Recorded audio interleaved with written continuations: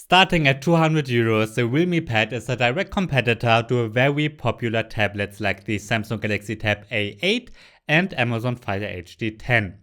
This tablet offers a 10.4-inch Full HD screen, a full metal body, and an Helio G80 processor. Can it beat its competitors? I'm Anja from mynexttablet.com, and that's what you'll learn in this review.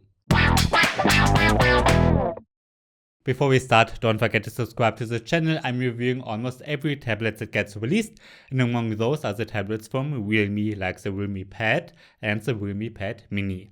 The design and build quality of the Realme Pad is excellent, especially once you factor in its cheap price. We get a full metal body with a slim plastic strip at the top. It's just 6.9mm thin and weighs 440 grams. You can get it in gold and grey. As is still common in this price range, we get a standard 3.5mm headphone jack on this side, as well as a standard USB-C 2.0 port and a microSD card slot. Like the Galaxy Tab A8, the Realme Pad has 4 speakers, and the sound quality of those speakers is much better than Samsung's. The bass is noticeably stronger. There's no fingerprint scanner, but you can unlock it using facial recognition. That is done using the webcam alone, which works fine, but isn't very secure. Both cameras offer a resolution of 8 megapixels, and while the webcam takes pretty good photos and videos, the main camera could be better. It's a cheap 10-inch tablet, so we can't expect high-end results, of course. The Realme Pad has a 10.4-inch LCD screen with a resolution of 2000 by 1200 pixels, which is normal in this price range. I think the display is sharp enough, viewing angles are fine, and with 360 nits it's bright enough for inside use, but too dark to comfortably use in direct sunlight. I thought it was the same screen Samsung uses for the Galaxy Tab A8, but I think it's not, because colors look much nicer on the Realme. The tablet has a wideband level of L1, which means you can watch Netflix in HD quality, and thanks to the solid screen and good speakers, it's a great affordable Netflix tablet.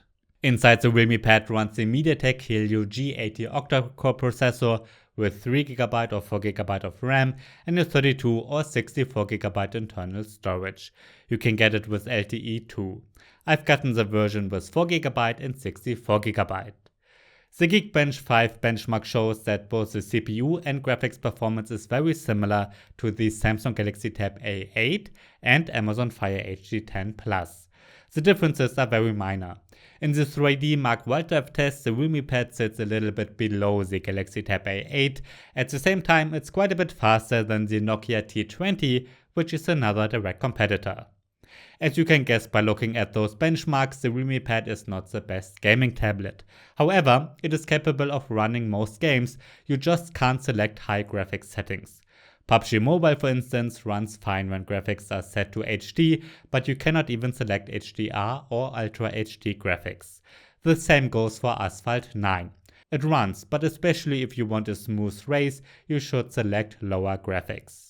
Everyday tasks run fine, but it's not as snappy as a high-end tablet, of course. You can watch YouTube and surf the web and Chrome at the same time without any problems, and other apps like Lightroom perform okay too. But if you switch fast between lots of apps, you will experience lags and stutters. Out of the box, the Realme Pad is running Android 11 with its Realme UI, which is customizing Android just a little bit. Basically, it's vanilla Android with lots of Google apps pre-installed, which includes a kids mode. You can open apps in a split screen view, there's a dark mode, a blue light filter, and so on. Now, Android 11 is a bit old, but according to Android Authority, Realme wants to update the tablet to Android 12 later this year and is promising 3 years of security updates. That's not perfect, but pretty good. In my battery test, the Realme Pad got a runtime of 8.5 hours. For this, I'm always looping an HD YouTube video at maximum brightness until the tablet shuts itself off. So, is the Realme Pad a tablet you should get? Well, maybe yes, but it depends on what you're looking for.